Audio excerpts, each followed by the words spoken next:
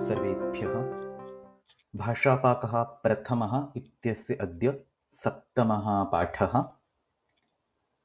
येनाक्षरसमाम्नायमधिगम्य महेश्वरात् कृत्स्नं व्याकरणं प्रोक्तं तस्मै पाणिनये नमः। वाक्यकारं वररुचिं भाष्यकारं पतञ्जलिं पाणिनिं सूत्रकारं च प्रणतोऽस्मि मुनित्रयम्। भाषापाकः प्रथमः इत्यस्मिन् पुस्तके विद्यमानं सुबन्तविचारः इति प्रकरणम् अधीयमानम् अस्ति। तत्र उपस्थापिताः सप्तमः, अष्टमः, नवमः तथा च दशमः इत्येते पाठाः अधीताः। अद्य अग्रे सरामः।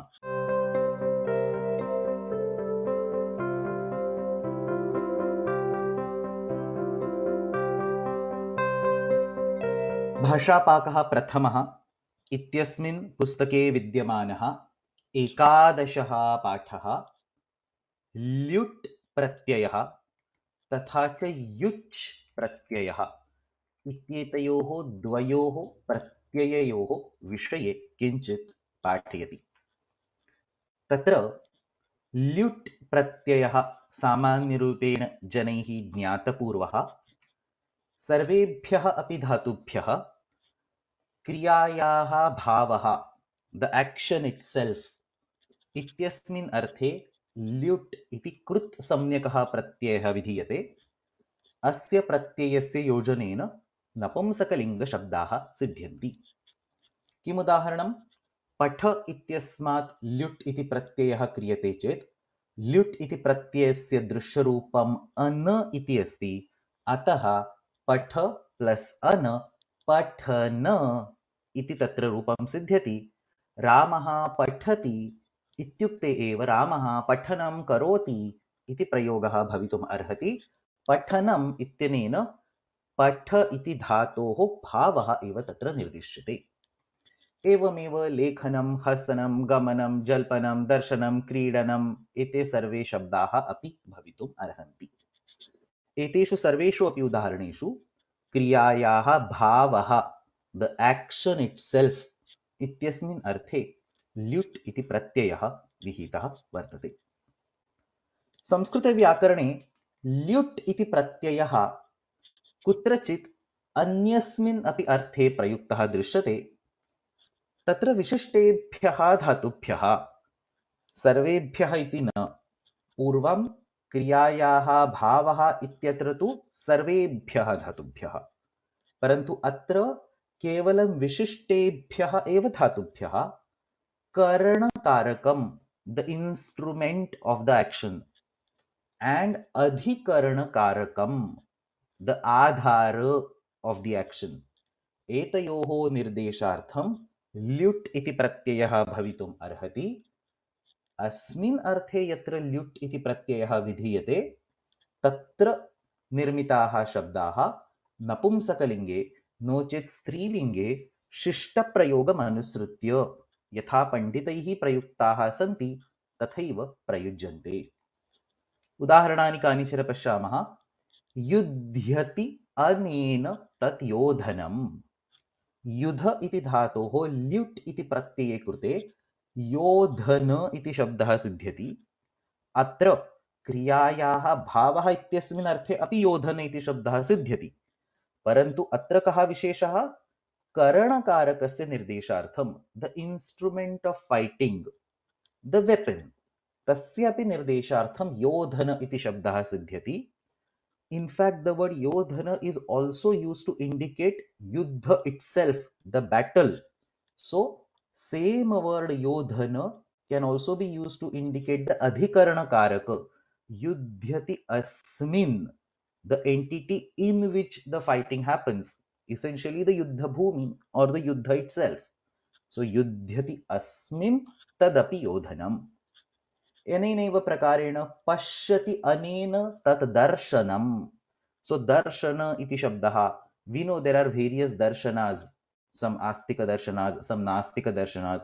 So the word darshana over there is derived as an instrument of seeing something. Pashyati anena tad darshanam. Likhati anaya sa lekhani. Very well known word. लिख इति धातोः ल्युट् प्रत्यये कृते लेखनी इति शब्दः सिद्ध्यति। पच्यति अनया सा पचनी, an instrument of cooking। एतेषु सर्वेषु अपि उदाहरणेषु करणकारकस्य अर्थे ल्युट् प्रत्ययः प्रयुक्तः अस्ति। केषुचन अन्येषु उदाहरणेषु अधिकरणकारकस्य अर्थे अपि ल्युट् प्रत्ययः प्रयुक्तः दृश्यते। भवति अस्मिन् इति भवनम्। Somebody stays inside that or something happens inside that, that is bhavanam। तिष्ठति अस्मिन् इति स्थानम्। दोग्धि milks, दोग्धि अस्यां सा दोहनी, the vessel, the utensil for milking। दधाति अस्यां सा धानी, राजधानी इति शब्दः सुप्रसिद्धः अस्ति। So the one that holds, say, the ministers or the political affairs and so on, दधाति अस्यां सा धानी। अनेन प्रकारेण ल्युट् इति प्रत्ययः प्रायेण सर्वत्र क्रियायाः भावः तथा च केषुचन स्थलेषु, only some examples, not all, केषुचन स्थलेषु करणकारकस्य अधिकरणकारकस्य निर्देशार्थं च प्रयुज्यते। संस्कृते अन्यः अपि कश्चन प्रत्ययः अस्ति, युच् इति प्रत्ययः। तस्य रूपाणि अपि ल्युट् इति प्रत्ययसदृशानि एव भवन्ति, अतः तत्र अग्रे युच् प्रत्ययस्य अपि विवरणं दत्तमस्ति। अयं युच् इति प्रत्ययः क्रियायाः भावः इत्यस्मिन् एव अर्थे, परन्तु निजन्तधातुभ्यः। What is निजन्त धातु? दशमगणस्य धातवः नित्यं णिच् प्रत्ययं प्राप्नुवन्ति, अन्येऽपि सर्वे धातवः प्रयोजकार्थे णिच् प्रत्ययं प्राप्नुवन्ति। सो पाठयति, गमयति, लेखयति इत्यस्मिन् अर्थे णिच् प्रत्ययः भवितुम् अर्हति। एतादृशः णिच् प्रत्ययः यत्र विधीयते तत्र क्रियायाः भावः, the action itself इत्यस्मिन् अर्थे युच् इति कृत् प्रत्ययः विधीयते। अस्यापि दृश्यरूपम् अन इत्येव अस्ति, परन्तु अस्य प्रत्ययस्य योजनेन स्त्रीलिङ्गशब्दानां निर्माणं भवति। उदाहरणानि पश्यामः। उद उपसर्गपूर्वकः घटधातुः, तस्मात् णिच् प्रत्यये कृते उद्घाटयति इति रूपम्। तस्य भावः इति अर्थं ज्ञापयितुम् उद प्लस घट प्लस णिच् प्लस युच्, णिच् प्रत्ययात् अनन्तरं युच् इति प्रत्ययः विधीयते, उद्घाटना इति रूपं सिद्ध्यति। एवमेव गणयति तस्य भावः गणना, बोधयति तस्य भावः बोधना, विज्ञापयति तस्य भावः विज्ञापना, उद्घोषणा, ताडना, कामना। कामना इत्यत्र णिङ् इति कश्चन भिन्नः प्रत्ययः अस्ति। सो कामयते, डिजायर्स इत्यस्य रूपस्य सिद्धौ णिच् इति प्रत्ययः नास्ति, तत्सदृशः एव णिङ् इति कश्चन अन्यः प्रत्ययः अस्ति, परन्तु तस्य कृते अपि युच् प्रत्ययः सम्भवति। कामयते तस्य भावः कामना।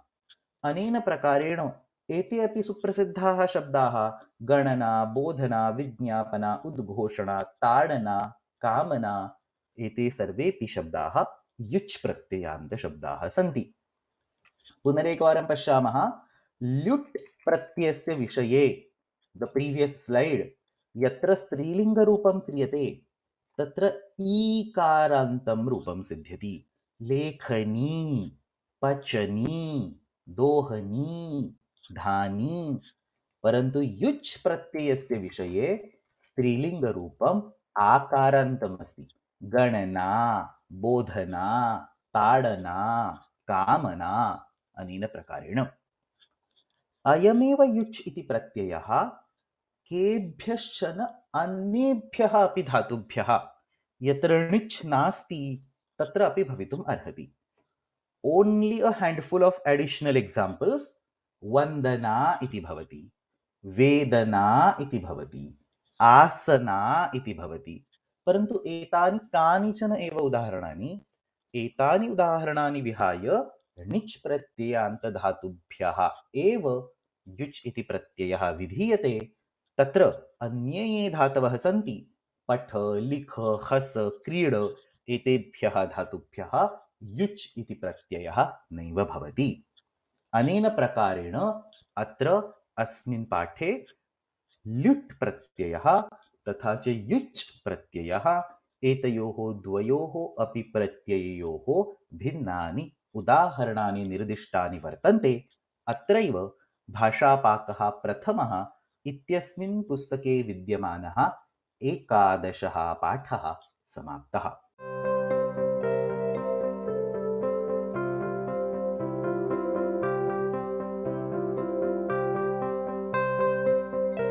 भाषापाकः प्रथमः इत्यस्मिन् पुस्तके विद्यमानः 12 पाठः प्राय, मोस्ट्लि इति अर्थः। प्राय इति शब्दस्य समासे प्रयोगः कथं भवति इत्यस्मिन् विषये किञ्चित् सूचयति। तत्र प्राय इति शब्दः समासे यदा प्रयुज्यते तदा सः विशेषनिघ्नरूपेण, इत्युक्ते त्रिषु अपि लिङ्गेषु प्रयुक्तः दृश्यते। प्राय, मोस्ट्लि इति अर्थः अस्य शब्दस्य समासे उत्तरपदरूपेण प्रयोगः भवति। तत्र त्रिषु भिन्नेषु अर्थेषु अयं प्रयोगः कृतः दृश्यते। सर्वेषु अपि अर्थेषु विशेषनिघ्नरूपेण। पूर्वस्मिन् वर्गे विशेषनिघ्नः इति शब्दस्य अर्थः दृष्टः। त्रिषु अपि लिङ्गेषु रूपाणि भवन्ति इति आशयः। विशेषनिघ्नरूपेण अयं शब्दः समासस्य उत्तरपदरूपेण त्रिषु अर्थेषु, 3 different ways or meanings in which this word is used. प्रथमः अर्थः अधिकांशः, मोस्ट्लि इति अर्थः। मृतप्रायः जनः, almost dead. ज्ञातप्रायाः पाठाः, almost studied. गतप्राया रात्रिः, पठितप्रायाः पत्रिकाः। नष्टप्रायं वनं, पक्वप्रायाणि फलानि। एतानि सर्वाणि समासस्य उदाहरणानि। एतेषु सर्वेषु अपि समासेषु प्राय इति शब्दस्य परनिपातः भवति। सो प्राय कम्स् टुवर्ड्स् द एंड। मृतप्रायः, ज्ञातप्रायः, एते सर्वेपि शब्दाः त्रिषु अपि लिङ्गेषु प्रयोक्तुं शक्यन्ते। अतएव पक्वप्रायाणि इत्यत्र नपुंसकलिङ्गे प्रयोगः अस्ति। मृतप्रायः इत्यत्र पुल्लिङ्गे प्रयोगः अस्ति। गतप्राया इत्यत्र स्त्रीलिङ्गे प्रयोगः अस्ति। द्वितीयः अर्थः प्रॉस्पेरिटी, समृद्धिः इत्यस्मिन् अर्थे प्राय इति शब्दः समासस्य उत्तरपदरूपेण प्रयुज्यते। शाली प्रायः देशः, फलप्रायः तरुः, a tree which is abundant with fruits. मत्स्य प्राया नदी, पुष्पप्रायं वनं। प्रॉस्पेरिटी, abundance इत्यस्मिन् अर्थे प्राय इति शब्दः प्रयुक्तः दृश्यते। तृतीयः अर्थः सादृश्यं, सिमिलैरिटी। वर्षशतप्रायः दिवसः, the day looks like 100 years.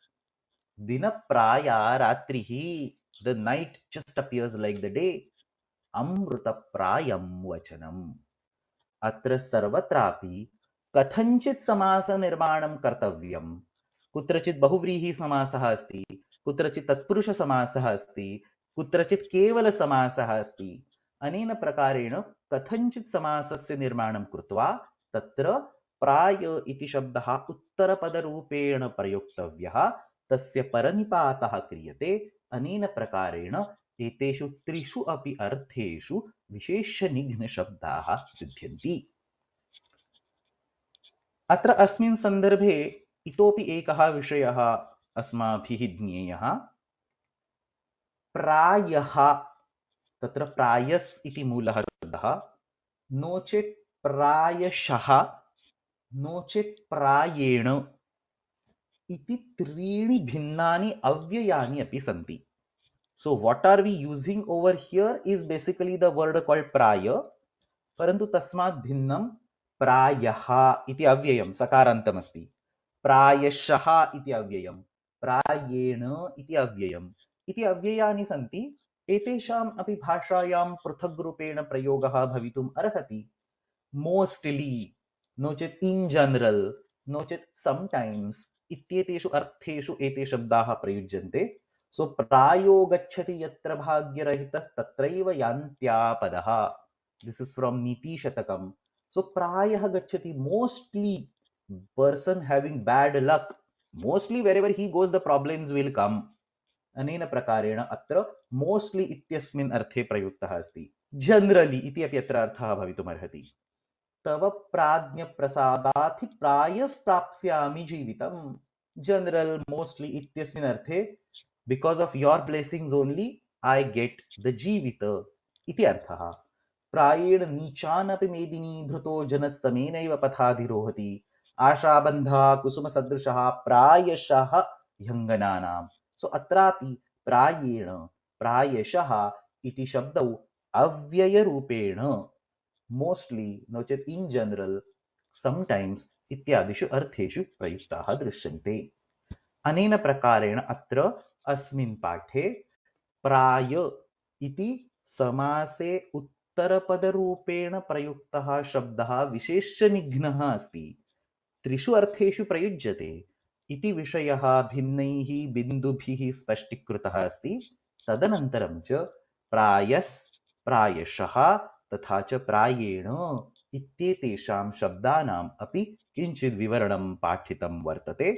अत्रैव भाषापाकः प्रथमः इत्यस्मिन् पुस्तके विद्यमानः 12 पाठः समाप्तः.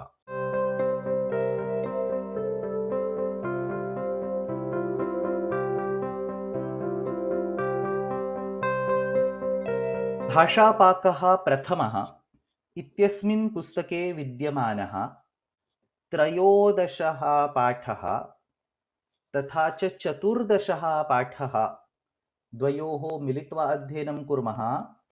एतयोः द्वयोः पाठयोः मिलित्वा द्वित्वं, डबलिङ्ग् इत्यस्मिन् विषये किञ्चित् उक्तमस्ति.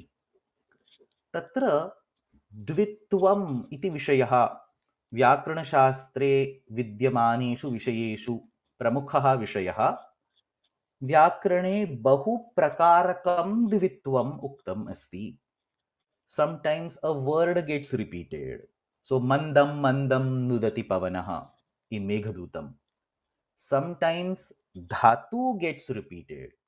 So papatha, jagama, chachala, lit lakarasya rupani santi. Pipatishati, jigamishati, san pratyayantani rupani santi.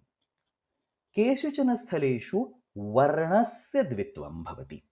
So 3 different types of dvitwas has been told in grammar. अत्र एतयोः पाठयोः सन्दर्भेण वर्णस्य द्वित्वम् एव अस्माभिः अग्रे विस्तरेण द्रष्टव्यम्. तत्र द्वित्वम् इत्युक्ते किम्? द्विवारम् उच्चारणम्. A certain letter is being pronounced twice. That is called द्वित्वम्. केषुचन शब्देषु द्वित्वं नित्यं भवति. कानिचन उदाहरणानि अत्र निर्दिष्टानि सन्ति. दत्त्वा, दा धातोः क्त्वा प्रत्ययन्तरूपं दत्त्वा. तत्र किम् अस्माभिः अवधेयं? तत्र तकारद्वयम् अस्ति. द त त्वा अत्र लिखितमस्ति. प्रक्रिया अपि अत्र निर्दिष्टा वर्तते. दा इत्यस्य आदौ दथ इति आदेशः, तदनन्तरं दथ इत्यस्य दत इति परिवर्तनं, दत प्लस त्वा दत्वा इति भवति. So do not write the word dattva with a single takara. That is not correct. You must write the word dattva with double takara. Other words, gatva, pathitva, hasitva, likhitva, there is a single takara. परन्तु दत्त्वा इत्यस्य विषये एव इयं विशिष्टा प्रक्रिया वर्तते, अतः दत्त्वा इत्यस्य कृते तु तत्र तकारद्वयम् एव लेखनीयम्। अनेनैव प्रकारेण तत्त्व इत्यत्र तत् प्लस् त्व तत्त्व, तत्रापि एकतकारघटितं रूपं नास्ति, द्वितकारघटितं रूपं वर्तते। सत्त्व इति शब्दः अपि तादृशः एव। उज्ज्वल इत्यत्र जकारद्वयमस्ति। उत्त प्लस् ज्वल, तकारस्य जकारे परिवर्तनम्, उज्ज प्लस् ज्वल उज्ज्वल, एकजकारयुक्तं रूपम् अनुचितमस्ति। संन्यास इत्यत्र अनुस्वारः अपि अस्ति, नकारः अपि अस्ति. So don't simply write the anuswara or simply write the nakara, write both of them. Sama plus nyasa, makarasya anuswaradeshe krute, sannyasa, or you can write it with two nakaras. परंतु सामान्य रूपेण अनुस्वारयुक्तं रूपं प्राचुर्येण प्रयुक्तं दृश्यते, तत्र एकनकारयुक्तं रूपं तु सर्वथा असाधु अस्ति। वृत्त्या, तत्र वृत्ति इति शब्दे तकारद्वयमस्ति। वी डोंट राइट वृत्ति, वी राइट वृत्ति। तत्र तृतीया एकवचनं क्रियते चेत् you just add a y over there, so no takara is being removed. So वृत्त्या इत्यत्र तकारद्वयमस्ति, writing वृत्त्या is not correct. वृत्त्या तकारः तकारः यकारः, एवमेव प्रवृत्त्या इति अपि अस्ति। इतोपि कानिचन उदाहरणानि। पाश्चात्यः इत्यत्र तकारद्वयमस्ति। तज्ज्ञः इत्यत्र ज प्लस ज्ञ, so don't write तज्ज्ञ, this is not a Sanskrit word. तज्ज्ञः। कित्त्वं, कित् प्लस त्वं, पुनरेकवारं तकारद्वयमस्ति, कित्त्वम्। A more interesting word is Vagmi. Tatra gakara dvayam asti. So don't write it as Vagmi with a single gakara. Vach iti shabdaha, Gmini iti pratyayaha. Vach plus Gmini becomes Vag plus Gmin. G plus G, double gakara is seen. Vagmin, prathama ekvachanam Vagmi. अन्ते छित्त्वा, तत्रापि छिद plus त्वा, छित plus त्वा, छित्त्वा, तकारद्वयं श्रूयते। एवमेव भित्त्वा, रुद्ध्वा, तत्र the plus ध इति अस्ति, not just रुद्ध्वा, रुद्ध्वा।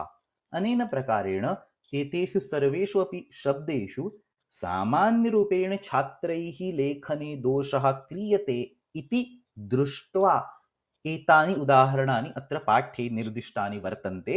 Obviously you can enumerate 100 more words like this, परन्तु एतानि मुख्यरूपेण छात्रैः अस्मिन् स्तरे ज्ञेयानि इति हेतुना एतानि उदाहरणानि अत्र निर्दिष्टानि वर्तन्ते। एतेषु सर्वेषु उदाहरणेषु यत् द्वित्वम् अस्माभिः दृष्टं तद् द्वित्वं नित्यं कंपल्सरी अस्ति। You don't have an option. You cannot write the words that are shown in the red color like Kittvam with a single takara or Vagmi with a single gakara. The doubling is compulsory. Kittvam, Vagmi.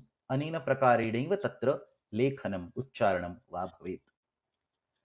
Etan sthalan vihaya kutrachit anyatra vikalpena dvitvam sambhavati. So in these examples, you have a choice. If you want, you do the dvitva. If you don't want, you can retain the original word. Tadrisham atra vaikalpikam dvitvam. Vikalpaha atra vartate. तस्मिन् सन्दर्भे मुख्यरूपेण द्वौ नियमौ अस्माभिः अध्येतव्यौ।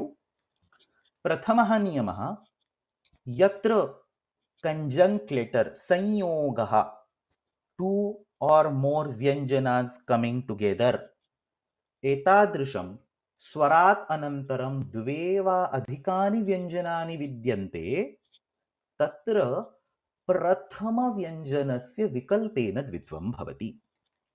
कानि उदाहरणानि? Agni iti asti. So there is a, which is a swara, and then you have g and n. So there are two vyanjanas coming after a swara, one after the other. So there is no swara between g and n. The two vyanjanas are coming together after a swara. Asmin sandarbhe, the first of them, namely g, तस्य विकल्पेन द्वित्वं भवति. So अग्नि. कृष्ण इत्यत्र ऋकारात् अनन्तरं शकारः तथा च तदनन्तरं णकारः, अतः शकारस्य विकल्पेन द्वित्वं भवति Krishna. And this niyam can be applied for all the conjunct letters inside a word. So krishnasya, so you have multiple choices. You can do the dvitva of sh, or you can do the dvitva of s, or you can do both of them. Now pronunciation becomes difficult, but anena prakarena atra ekavaram dvitvam sambhavati. Now once a dvitva is done like this, you cannot keep on repeating this rule. So you have to apply it only once. You get only one scope to apply this rule. So anena prakarena atra trayanam nutananam shabdanam nirmanam, and all this is optional. So you can have the original krishnasya word also used as it is. सर्वाणि अपि साधुनि पदानि सन्ति. एवमेव इन्द्र इत्यत्र नकारस्य द्वित्वं भवितुमर्हति. बुद्ध्या इत्यत्र दकारस्य द्वित्वं. दत्त्वा इत्यत्र तकारस्य द्वित्वं. So दत्त्वा इत्यत्र मूलरूपेण तकारद्वयम् अस्ति. But that is a different dvitva that was learned earlier. By this rule, you can do one more dvitva. This is optional. So you can either write dattva with a double takara, no chet dattva तत्र तकारत्रयम् अपि भवितुम् अर्हति. अस्य नियमस्य एकः अपवादः, यदि तत् प्रथमं व्यञ्जनं, whichever you are duplicating, यदि तत् प्रथमं व्यञ्जनं हकारः अस्ति नो चेत् रेफः अस्ति, if the first vyanjana is either hakara or repha, then it will not get duplicated, but the next one will get duplicated. कः नियमः? हकारस्य तत्र द्वित्वं न भवति, रेफस्य द्वित्वं न भवति. अतः हकारः नो चेत् रेफः यदि प्रथमव्यञ्जनमस्ति तर्हि द्वितीयव्यञ्जनस्य द्वित्वं भवति. कार्य. So you have r plus y. Now technically r is the first vyanjana, but it will not get replicated. The y will get replicated. So karya. Brahma. H is the first vyanjana. It will not get replicated. Ma will get replicated. Brahma. Vartikam. Karsnyam. So many vyanjanas together. First of them is R. Karatasanya. So R is gone. The second one, T, that gets replicated. Karsnyam iti bhavati. अनेन प्रकारेण स्वरादनन्तरं द्वे वा अधिकानि व्यञ्जनानि सन्ति चेत् प्रथमव्यञ्जनस्य द्वित्वं, हकारस्य रेफस्य विषये तु द्वितीयव्यञ्जनस्य द्वित्वम् इति प्रथमः नियमः. द्वितीयः नियमः, शब्दस्य अन्ते यद् व्यञ्जनं विद्यते तस्यापि विकल्पेन द्वित्वं भवति. सो रामशब्दस्य पञ्चमी एकवचनं रामात्, तत्र रामात् इति भवितुमर्हति. अवदत्, तत्र अवदत्त इति भवितुमर्हति. हे राजन्, तत्र हे राजन् इति भवितुमर्हति. All these are again optional. तत्र मूलः शब्दः अपि अवश्यं साधुत्वं प्राप्नोति. You can still say रामात्, अवदत्, हे राजन्. In fact, we only say these things. These are more of theoretical rules. रामात्, अवदत्, हे राजन्. परन्तु एतेषाम् अपि सर्वेषां साधुत्वम् अस्ति इति अत्र प्रतिपादितं वर्तते. अस्मिन्नेव सन्दर्भे युष्माकं लेखे अग्रे पत्र तथा च पत्र with an extra त. So पत्र तथा च त प्लस र इति द्वयोः शब्दयोः विषये किञ्चित् उक्तमस्ति. Now the irony over here is that the correct derivation only results with the second word called patra. व्याकरणदृष्ट्या पश्यामश्चेत् yat patati tat, the one that falls down, this is the vyutpatti. So pata iti dhatuhu, tatra strang iti pratyayah asti. The visible form of this pratyaya is tra. So see what is happening. Pata plus tra. Just like the way we had datta plus twa gave dattva with a double takara. In the same way, pata plus tra gives patra with a double takara. Dvi takara ghatitam rupam bhavati. Now, when you have two takaras, you cannot go back and have a single takara. Tatra पूर्वः यः नियमः अस्माभिः दृष्टः तेन नियमेन a dvitva can be done. So from two takaras you can do three takaras. But undoing of dvitva is not possible. अतः अत्र पत्र इति द्वितकारकः शब्दः एव साधु. Patra as a single takara is hard to justify. There is no derivation. However, prayoga sharanaha vayyakaranaha, the grammarians are basically slaves, or they give up to the prayogas. So what is the prayoga? What you all have learned? We all have learned the prayoga with a single takara, and hardly anybody of us has learned a prayoga with a double takara. Ataha panditaha api bahutra bahushu स्थलेषु patra iti रूपस्य प्रयोगं कुर्वन्ति. अतः शिष्टप्रयोगम् अनुसृत्य तस्य साधुत्वम् अस्ति. Because all the scholars agree and do the usage with a single takara and a repha, therefore tasya api sadhutvam asti. परंतु व्युत्पत्ति रूपेण तो केवलं द्वितकार घटितं रूपम एव साधु. अस्मिन्नेव संदर्भे पुत्र तथा पुत्र इति द्वयोः शब्दयोः विषये किञ्चित् वदामि. अत्र तु एतयोः उभयोः अपि शब्दयोः साधुत्वम् अस्ति. So there are different derivations. One will give putra with a single takara, other will give putra with a double takara. So puru trayate niparanat, no chet puru trayate niparanena. Puru means regularly, nityam. Niparana means shraddha and related offerings like rice and ghee and so on. So basically, who is the putra?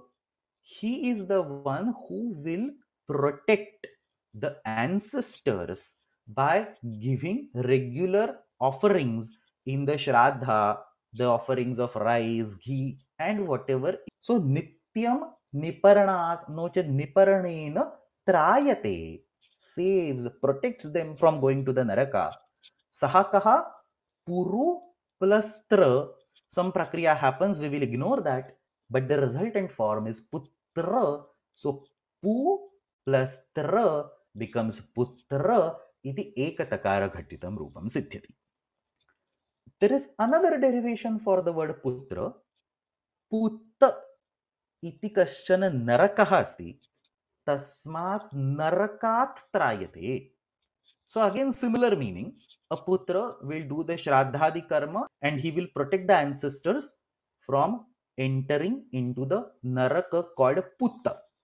Ataha putta ityasmat narakat trayate. So putta plus tra.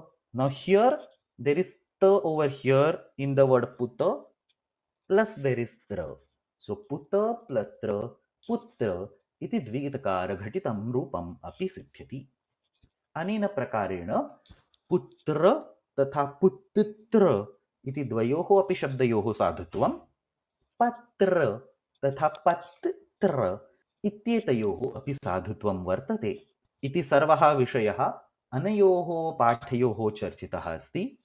अत्रैव भाषापाकः प्रथमः इत्यस्मिन् पुस्तके विद्यमानः त्रयोदशः चतुर्दशः च पाठः समाप्तः.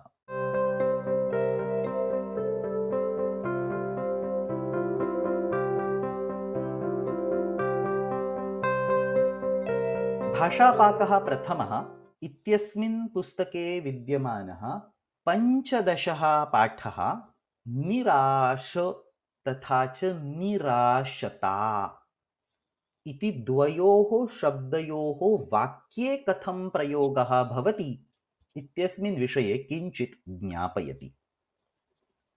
तत्र सर्वप्रथमम् अस्माभिः किं ज्ञेयं, निराश इति शब्दः निर्गता आशा यस्मात् सः, a person from whom the hope has exited इत्यस्मिन् अर्थे बहुव्रीहि समासरूपेण सिद्ध्यति। बहुव्रीहि समासरूपेण सिद्धाः शब्दाः विशेष्यनिघ्नाः सन्ति, अतः निराश इति शब्दः त्रिषु अपि लिङ्गेषु प्रयुज्यते। देवदत्तः निराशः, Devadatta has lost hope, Sita निराशा, मित्रं निराशम्। अनेन प्रकारेण निराश तथा निराशा तथा निराशम् इति शब्दाः प्रयुज्यन्ते। The feeling of losing the hope is called nirashata. So nirashasya bhavaha, when Devadatta becomes nirasha, what is the feeling inside Devadatta? This is called nirashata or nirashatvam or nairashyam. So Devadattah nirashah asti, saha vadati nairashyam agatam. Atah same thing but two different words. Nirashah iti shabdah Devadattasya visheshana rupena. Devadattah nirashah asti. The same thing can be represented in a slightly different way. Devadatte, inside him. Devadatte nirashata asti. Devadatte nirashatvam asti. Devadatte nairashyam asti. Understand the usage in the sentence. Devadatte nirashah asti iti na bhavati. Devadattah nirashah asti. Devadatte kim asti? निराशता अस्ति इति तत्र उत्तरम्। अनेनैव प्रकारेण देवदत्तः निराशः भवति ततः गच्छति इत्येव वाक्यं देवदत्तः निराशतया गच्छति, देवदत्तः निराशत्वेन गच्छति, देवदत्तः नैराश्येन गच्छति इत्यनेन प्रकारेण अपि वक्तुं शक्यते। Now, the reason why this particular topic is discussed in this chapter is that Bahushu Prantiya Bhashasu Nirasha iti shabdaha Asha iti shabdasya viruddha rupena prayujyate. So, hope is Asha and lack of hope is Nirasha.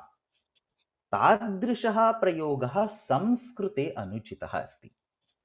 आशा इत्यस्य विरुद्धे अर्थे निराशा इति शब्दः न प्रयोक्तव्यः.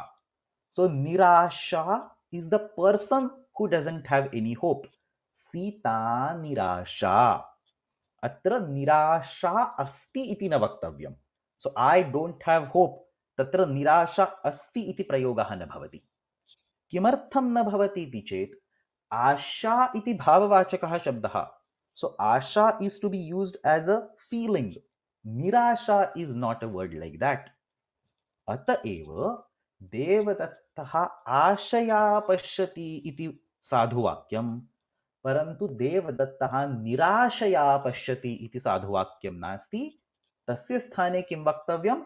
Devadattah nirashataya pashyati. Devadattah nirashatvena pashyati. देवदत्तः नैराश्येन पश्यति इति प्रयोगः करणीयः। अस्मिन्नेव सन्दर्भे अन्यः अपि कश्चन शब्दः अत्रैव पाठितः वर्तते। निराशम् इति अव्ययमस्ति। अव्ययीभावसमासेन अयं शब्दः सिद्ध्यति। आशायाः अभावः, the lack of hope is called nirasham. So understand the difference. Nirasham was used in the first sentence to indicate a person who has lost the hope. Nirgata asha yasmat tat nirasham mitram. इदानीं निराशम् इत्येव शब्दः भिन्नरूपेण अस्माभिः साधितः आशायाः अभावः इत्यस्मिन् अर्थे अव्ययीभावसमासं कृत्वा निराशम् इति शब्दः सिद्ध्यति. So this is a bhavavachak word. अतः अत्र निराशम् इति शब्दः वाक्ये देवदत्तः निराशं गच्छति इति प्रयोक्तुं शक्यते. सो देवदत्तः आशया गच्छति इत्यस्य विपरीतं वाक्यं किम्? देवदत्तः निराशं गच्छति. नो चेत् तत्र निराशेन इति अपि रूपं भवति. अतः देवदत्तः निराशेन गच्छति इति अपि सम्भवति. नाट् निराशया. देवदत्तः निराशेन गच्छति इति सम्भवति. नो चेत् देवदत्तः निराशं गच्छति इति साधु. नो चेत् देवदत्तः निराशतया निराशत्वेन नैराश्येन गच्छति इति अपि वक्तुं शक्यते. अनेन प्रकारेण अस्मिन् पाठे निराशः, निराशता तथा च निराशम् इत्येतेषां शब्दानाम् अर्थाः उदाहरणानि च चर्चितानि वर्तन्ते. अत्रैव भाषापाकः प्रथमः इत्यस्मिन् पुस्तके विद्यमानः 15 पाठः समाप्तः.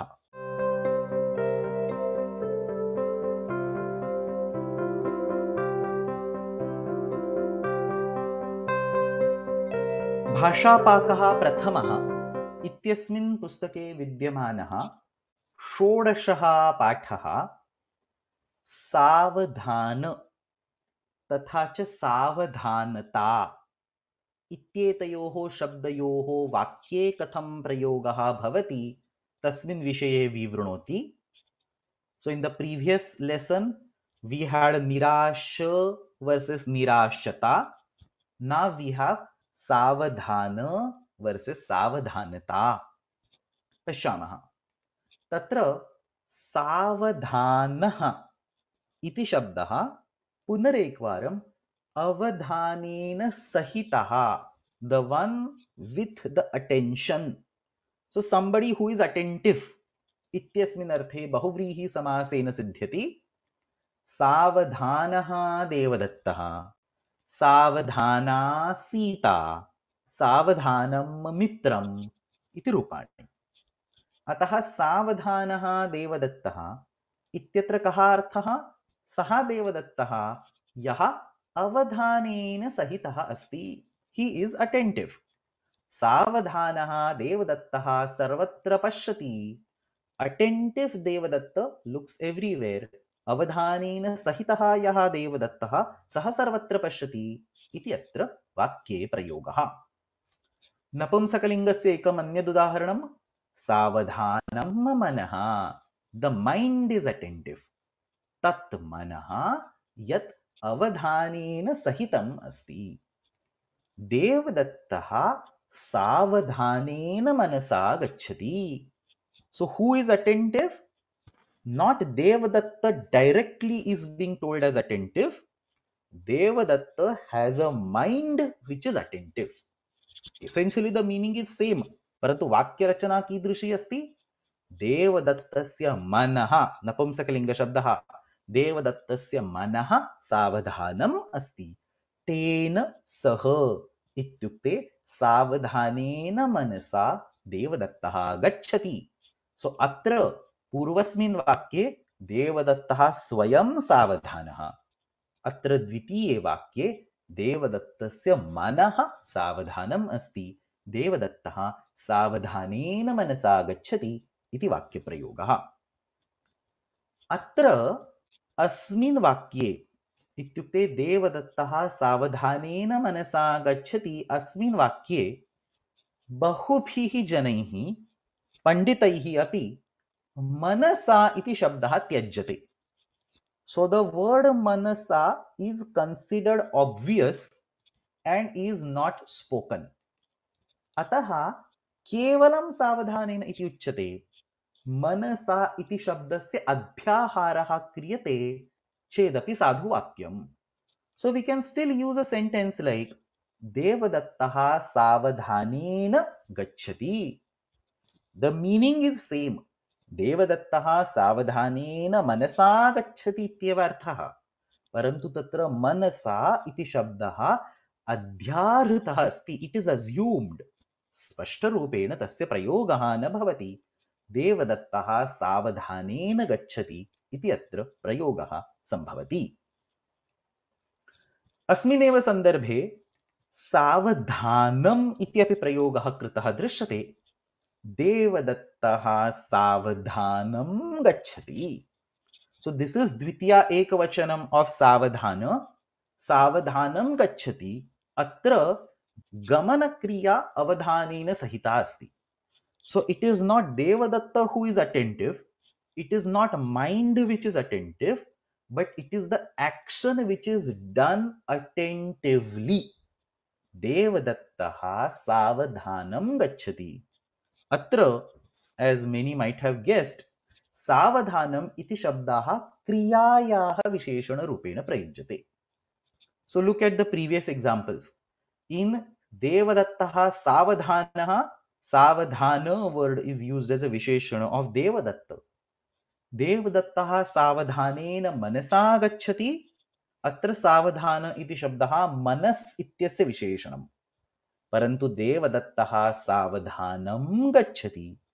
अत्र सावधान इति शब्दः क्रियाविशेषणरूपेण क्रियायाः विशेषणम् अस्मिन् अर्थे प्रयुज्यते। In a kriya-visheshana sense, words are always used in the karma karaka napumsakalinga dvitiya ekavachanam.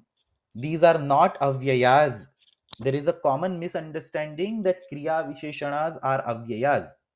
There will be avyayas that can be used as kriya visheshana. So Ramaha uchchaihi vadati. So atra uchchaihi iti avyayam asti, kriya visheshanam api asti. But that's not a general rule.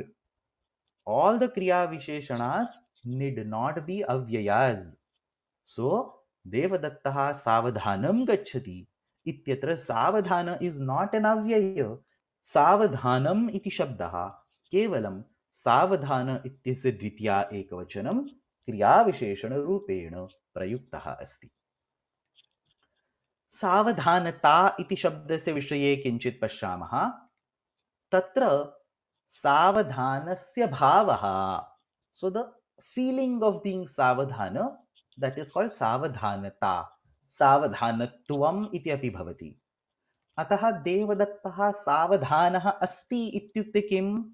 देवदत्ते सावधानता अस्ति, देवदत्ते सावधानत्वम् अस्ति इति आशयः। Same as we saw in the previous lesson, निराशता अस्ति इति तत्र दृष्टम्, अत्र देवदत्ते सावधानता अस्ति। देवदत्तः सावधानतया गच्छति इत्युक्ते देवदत्तः सावधानः भवति ततः गच्छति इति आशयः। So in this example we saw that देवदत्तः सावधानतया गच्छति। पूर्वमपि अस्माभिः दृष्टं देवदत्तः निराशतया गच्छति। एतादृशाः केचन एव शब्दाः सन्ति ये तृतीया विभक्तौ अस्माभिः प्रयोक्तुं शक्यन्ते। एतेषां सर्वेषाम् अपि संकलनं प्रकृत्यादिः इत्यस्मिन् गणे कृतमस्ति। So in Ashtadhyayi there is a small group of words called prakrutyadi. This is a little advanced topic, but it is there in your book, so I am just briefly mentioning it. So there are some special words which have been collected under the title of prakrutyadi gana. These words can be used in the tritiya vibhakti like this. For example, sukhena gacchati, dukkhena gacchati, gotrena gargyaha, shatena krinati, prakrutya darshaniyah. एतेषु सर्वेषु अपि उदाहरणेषु एते विशिष्टाः ये तृतीया विभक्तौ विद्यमानाः शब्दाः एते सर्वे प्रकृत्यादिगणे सन्ति अतः एतेषां तृतीया विभक्तिः भवति इति तत्र कश्चन शास्त्रविषयः अस्ति. We do not need to go in these details right now. The only thing mentioned in your book is that such words are members of Prakrutyadi Gana. So this name is important at this stage. अनेन प्रकारेण अत्र अस्मिन् पाठे सावधान तथा च सावधानता इत्येतयोः शब्दयोः विषये विवरणं दत्तम् अस्ति. अत्रैव भाषापाकः प्रथमः इत्यस्मिन् पुस्तके विद्यमानः षोडशः पाठः समाप्तः.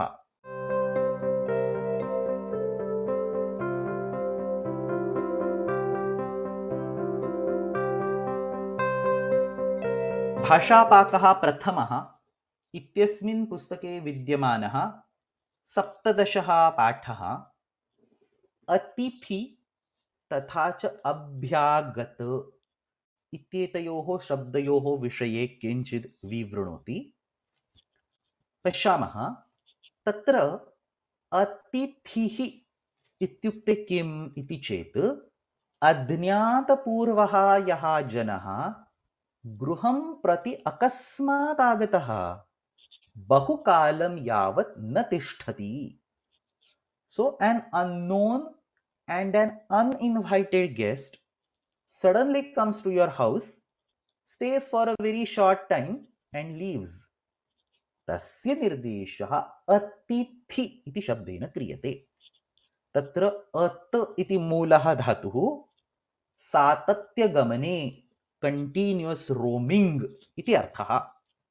People, for example, who do parikrama and so on, they have to stay at various houses for say food or sleeping at the night and so on. Maximum a day, 2 days, or say half a day they will stay. So these are all atithis. At ityasmad dhatoho ithin iti pratyये कृते अतिथि इति शब्दः सिद्ध्यति.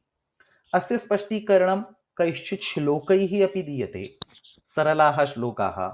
यस्य न ज्ञायते नाम न च गोत्रं न च स्थितिः अकस्मात् गृहमायाति सः अतिथिः प्रोच्यते बुधैः. सरलः अर्थः. एकरात्रं हि निवसन्, stays only one night maximum. एकरात्रं हि निवसन् अतिथिः ब्राह्मणः स्मृतः अनित्यं हि स्थितः यस्मात्, not permanently, only for a short period of time.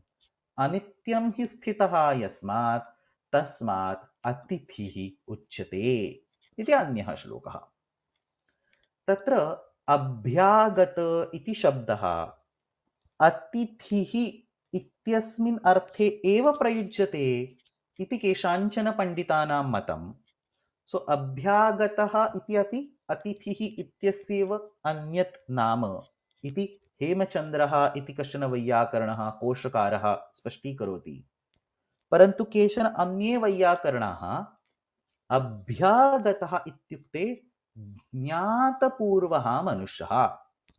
So the common thing is that both of them will stay for a short amount of time, but अज्ञातपूर्वः अस्ति चेत् अतिथिः, ज्ञातपूर्वः known and invited guest इति अस्ति चेत् अभ्यागतः. अतः श्रीधरस्वामिभिः किमुच्यते? अभ्यागतः तु ज्ञातपूर्वगृहागतः. He is a known guest, whereas atithi is an unknown guest. तत्र अस्मिन् सन्दर्भे अन्यः अपि कश्चन विषयः वक्तव्यः. अतिथि इत्यत्र अतिथि. So tithi means date. Somebody whose date is not fixed. Essentially, somebody who has not taken an appointment comes randomly. अनेन प्रकारेण न विद्यते तिथिः यस्य सः. So अतिथि. अनेन प्रकारेण अपि अतिथि इति शब्दस्य सिद्धिः प्रायेण भवितुम् अर्हति, परन्तु तादृशी सिद्धिः केषु अपि कोशेषु दत्ता न वर्तते. Therefore, अतिथि इति शब्दस्य तिथि इति शब्देन सह साक्षात् सम्बन्धः नास्ति. We cannot easily derive the word atithi by saying na vidyate tithi. Understand this point. This is a very apt and a fitting derivation. So we are not doing something random or something out of the way. न विद्यते तिथिः यस्य सः अतिथिः इति अस्य शब्दस्य उचिता व्युत्पत्तिः भासते, परन्तु कोशेषु तादृशम् उक्तं नास्ति. उचितमस्ति वा उचितं नास्ति वा तत् शिष्टाः एव वदेयुः.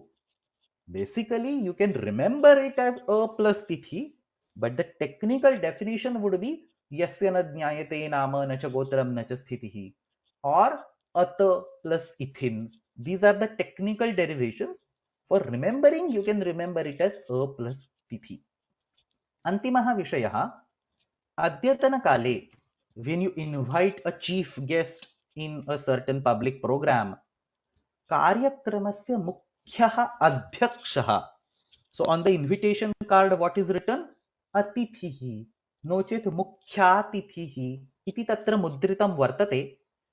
एतेषु स्थलेषु अभ्यागत इति शब्दः साधुतरः इति पुस्तके लिखितम् अस्ति. So people can argue in either way, but in general, when you invite somebody as a guest, the reason why you invite that person as a guest is because that person is well known in the society. So technically it is a known guest. That guest may not know you, but you know that guest. अतः तत्र अभ्यागतः इति शब्दः साधुतरः इति सामान्यरूपेण पुस्तके लिखितमस्ति. But if you decide to invite somebody who is actually unknown, so अज्ञातपूर्वाः जनाः एव अध्यक्षरूपेण आहूयन्ते, तर्हि अतिथि इति शब्दस्य समर्थनं शक्यम्. So you can argue either way, that maybe I know this person, but my audience does not know this person. So for them, he is atithi. So it's possible to argue in either way. तत्र केवलम् अयं विषयः अत्र उपस्थापितः अस्ति.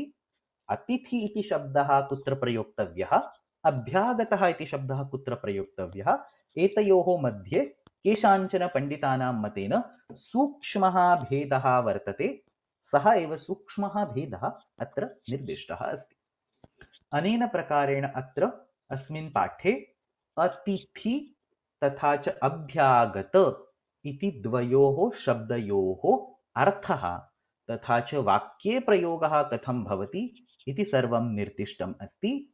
अत्रैव भाषापाकः प्रथमः इत्यस्मिन् पुस्तके विद्यमानः 17 पाठः समाप्तः.